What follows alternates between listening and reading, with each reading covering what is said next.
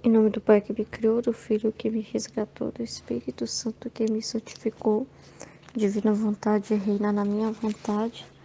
Minha mãe, eu te amo e tu me amas. Dá-me agora da vontade divina para a minha alma. A me abençoa, Mãe, para que minhas ações sejam feitas diante de vossos olhos maternais. Vinde, Espírito Santo, vinde por meio da poderosa intercessão do Imaculado Coração de Maria, vossa amadíssima esposa e nossa mãe. Amém. Vinde, Espírito Santo, vinde por meio da poderosa intercessão do Imaculado Coração de Maria, vossa amadíssima esposa e nossa mãe. Amém. Vinde, Espírito Santo, vinde por meio da poderosa intercessão do Imaculado Coração de Maria, vossa amadíssima esposa e nossa mãe. Amém. A vida íntima de nosso Senhor é maravilhosa, né? Eu tô começando a ver os vídeos agora e o Senhor tem falado muito comigo, realmente, porque quando se busca conhecer Jesus na sua vida íntima, o que ele passou é a mesma coisa de dizer para ele assim: Senhor, eu quero ser íntimo teu, né? Eu quero conhecer o teu sagrado coração, o que se passa, o que o Senhor pensa, o que o Senhor sente, né? Eu me importo com o Senhor, eu me importo com aquilo que o Senhor viveu. Eu quero saber como estava seu coraçãozinho, Senhor. Bebezinho, depois crescido, adulto, toda a sua vida pública, na sua paixão, morte e ressurreição. Quero conhecer esse coração, Senhor, não me esconda nada. Quando a gente vê uma obra dessas, né, que o próprio Deus que realiza, escolhe pessoas humildes e retas, né, pessoas obedientes, a gente tem que agarrar mesmo essa verdade, agarrar de todo o coração, sem colocar questionamento, sem colocar coisinhas, é, fazer nenhum tipo de pergunta, não ficar questionando, ah, será que é verdade? Mas aí eu tenho que conferir para ver se está de acordo com o catecismo, umas coisas assim, sabe? Porque isso coloca muito empecilho para o novo de Deus. E Jesus, ele está nos mostrando a vida dele, não está nos ocultando a vida dele. E a cada ano, né, a cada tempo da humanidade, ele foi revelando uma coisa nova, de acordo com cada tempo, com a necessidade de cada tempo, né? Depois da propagação aí do Evangelho, o Senhor foi abrindo outros véus.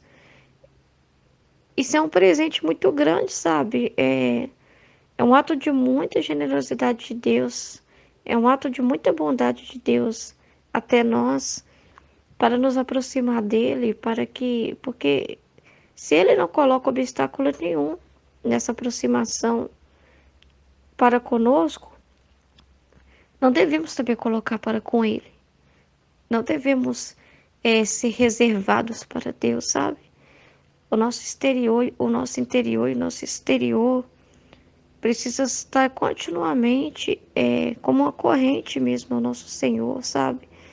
E tudo que ele se manifestar a nós, realmente devemos ser abertos, não uma caixinha fechada, sabe? Uma caixinha belíssima, cheia de luz, cheia de graça, mas fechada, sabe? Que não se abre, que não transborda, que não coloca para fora aquela luz.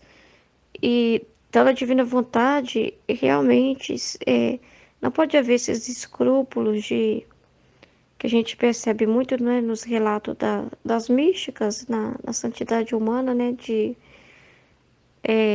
mas né, a obediência acaba sendo uma segurança muito grande também, sabe?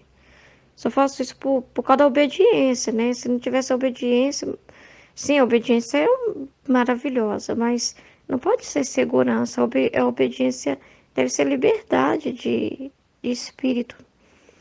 E a gente vê assim um certo escrúpulo mesmo, medo, né? Muito grande. E aí eu fiquei, né? Enquanto eu escutava a meditação, fiquei olhando para minha alma, E a gente não precisa ter medo de olhar aquilo que Jesus está explicando para a gente. Não precisa ter medo de ver o nosso interior, porque é para o nosso bem. E, assim, estava conversando assim no meu interior com Jesus, que ainda tem essa coisa comigo de querer me justificar, de ficar preocupada com a avaliação do outro, né, com o julgamento do outro sobre algo que fala. E hoje, ouvindo essa meditação, é tão bom você tirar escamas dos olhos, Jesus mostrar coisas, ó, eu não quero mais isso em você, tá vendo? Eu tô falando isso para você. Você foi chamada para ser uma filha da divina vontade, você foi chamado para ser um filho da divina vontade.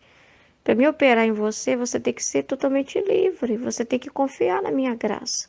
Você primeiramente, você faz a preparação, você busca, né? Você vai viver em estado de graça, você vai chorar os seus pecados, sim, mas também não vai ficar no seu nada. Você vai ser um nada, sim, sempre vai ser um nada, nunca vai achar que é alguma coisa.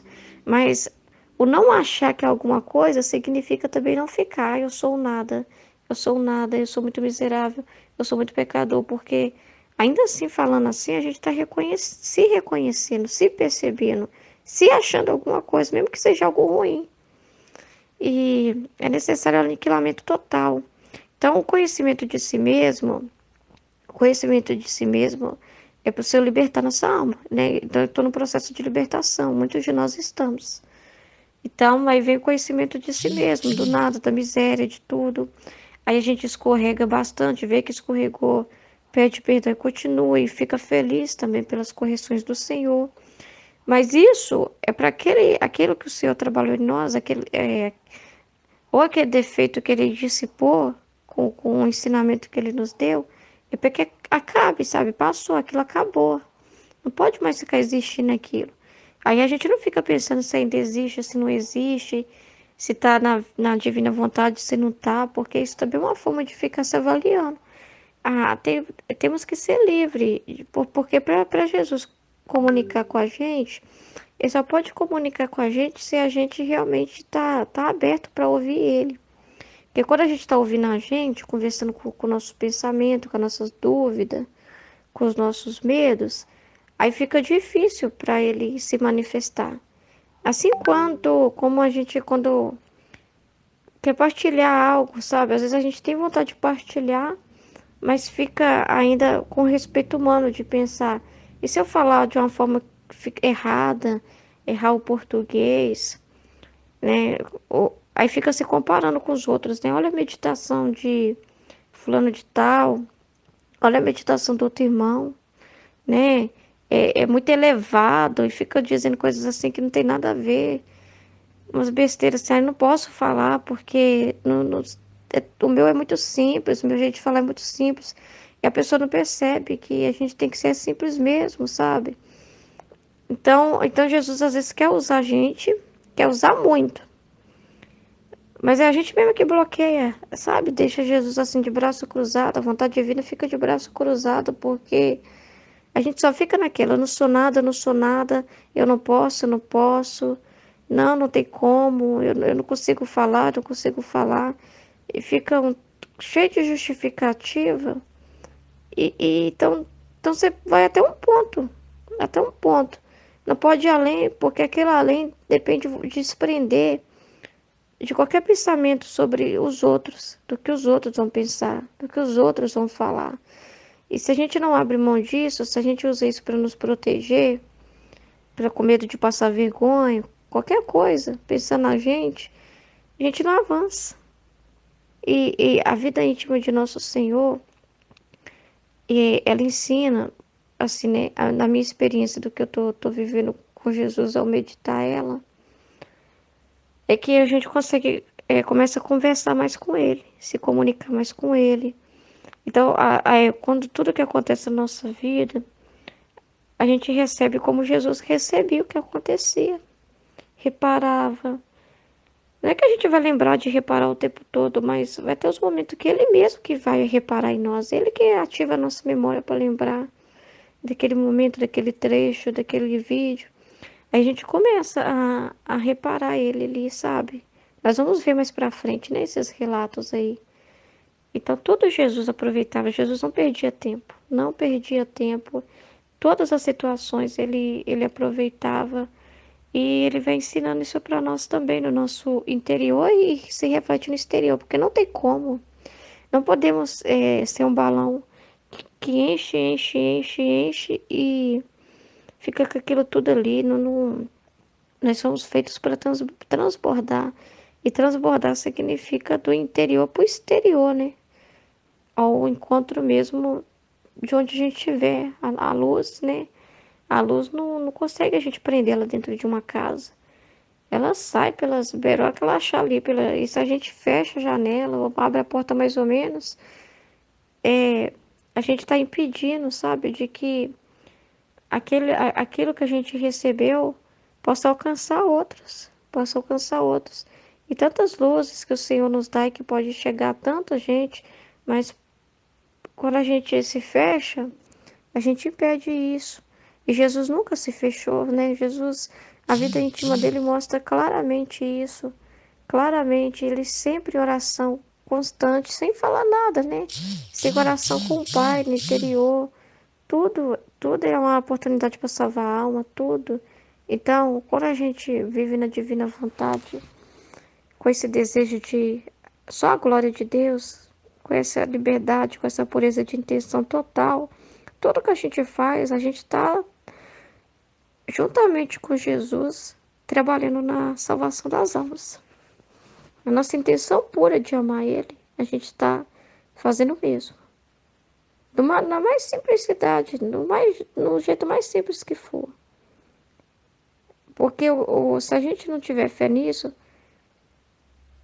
aí a gente realmente não podemos dizer que conhecemos Jesus. Temos que ter fé nisso. Fé nisso. Fé que é Jesus que se move em nós e não a gente que se move nele. É Ele que se move em nós. Não podemos fazer nada se Ele não fizer em nós. Amém? Em nome do Pai, do Filho e do Espírito Santo. Amém. Fiat. Em nome do Pai que me criou, em nome do Filho que me resgatou, em nome do Espírito Santo que me santificou. Divina vontade, reina na minha vontade. Ó minha mãe, eu te amo e tu me amas. Dá-me um gole da vontade divina para minha alma. Me abençoa, Mãe, para que todas as minhas ações sejam feitas diante de vossos olhos maternais. Divina vontade, reina na minha vontade. Bem, esse falar desse comecinho, né? Desse começo da narração, né? Dessa introdução, esse prólogo dessa introdução da vida íntima.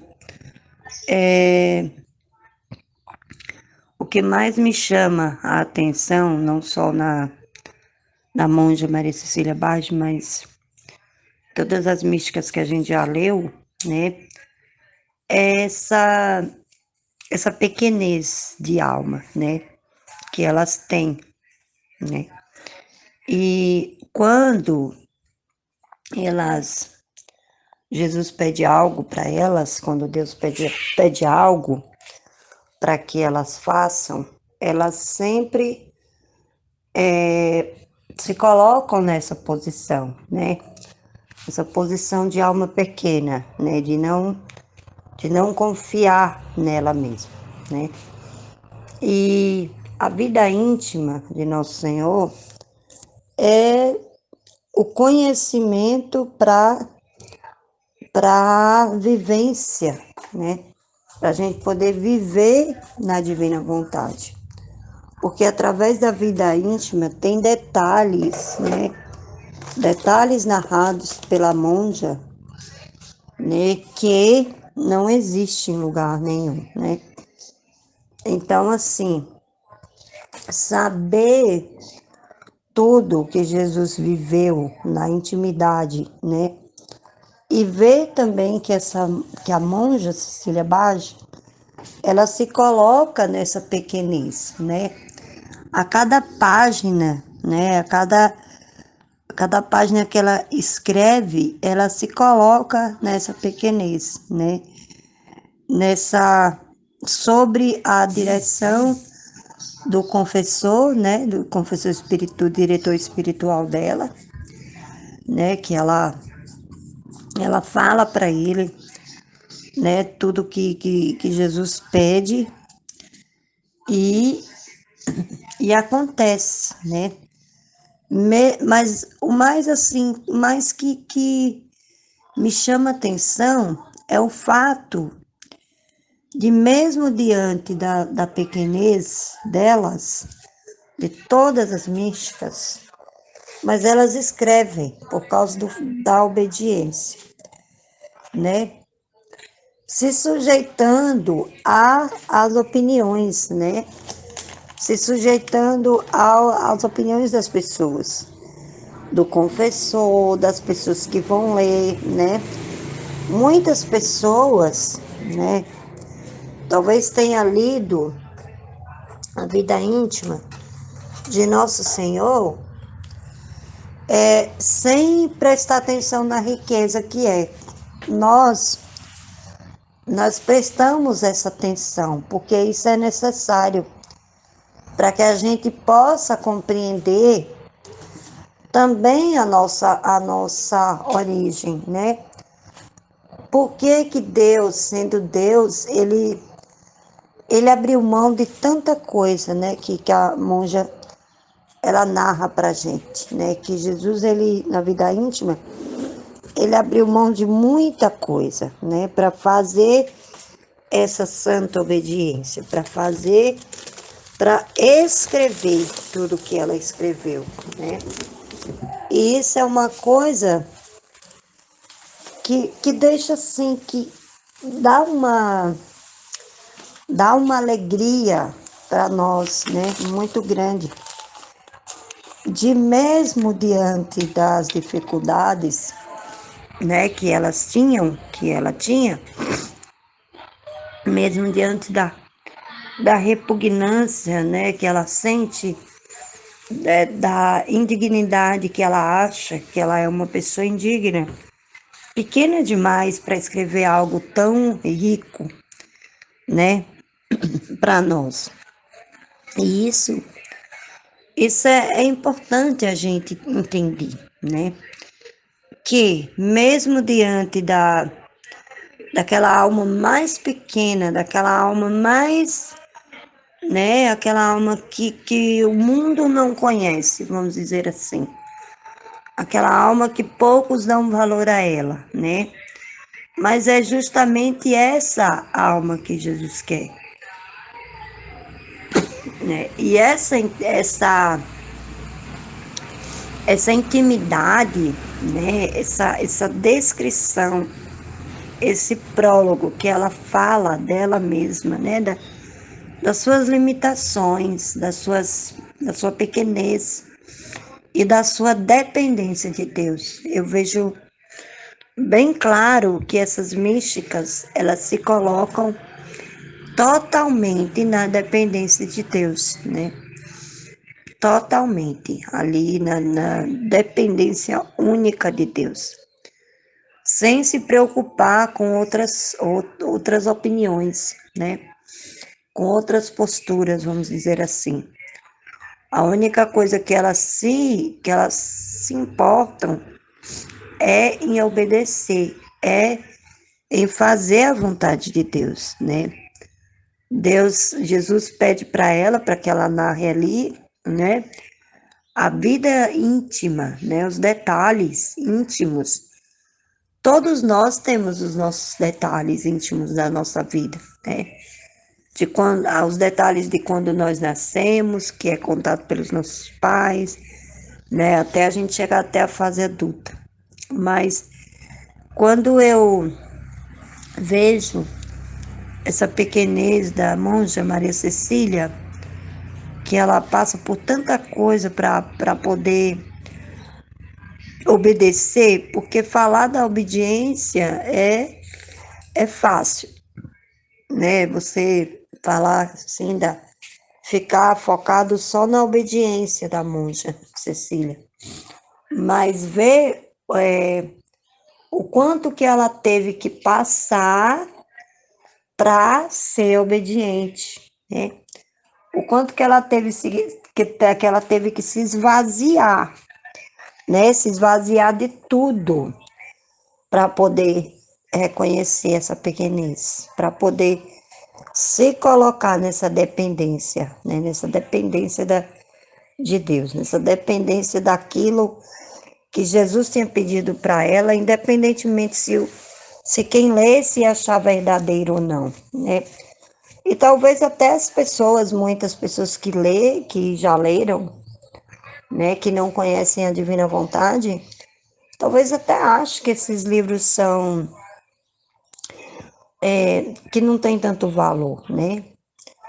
Mas para a gente que conhece a Divina Vontade, que compara também essa obediência, né, da monja, essa disponibilidade, mesmo diante da pequenez dela, quando a gente compara com tudo que a Luísa passa também, por causa da obediência, para poder escrever, para poder fazer a vontade de Deus, a gente vê que é um fruto verdadeiro, que é uma árvore frutífera, as obras da monja Maria Cecília Abade, né?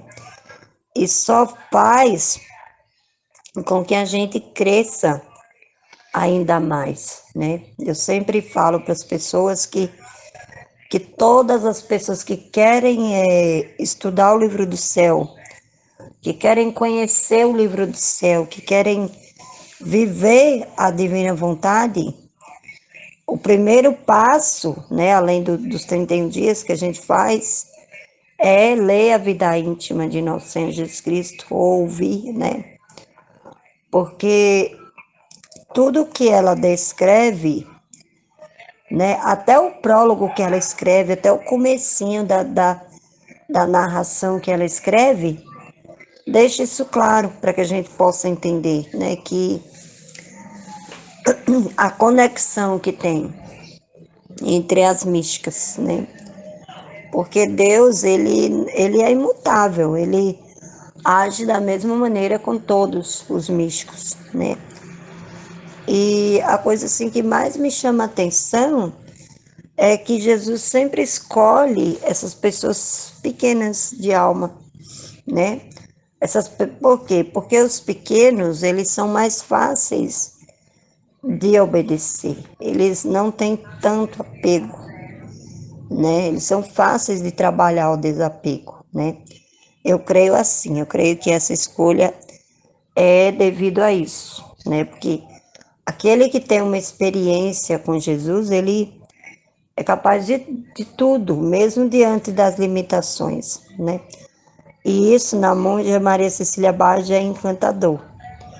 Eu estou lendo bem e é encantador ver essa, mesmo diante das limitações dela, mas ver essa entrega que ela faz, né, dela mesma, sem se importar com opiniões de pessoas.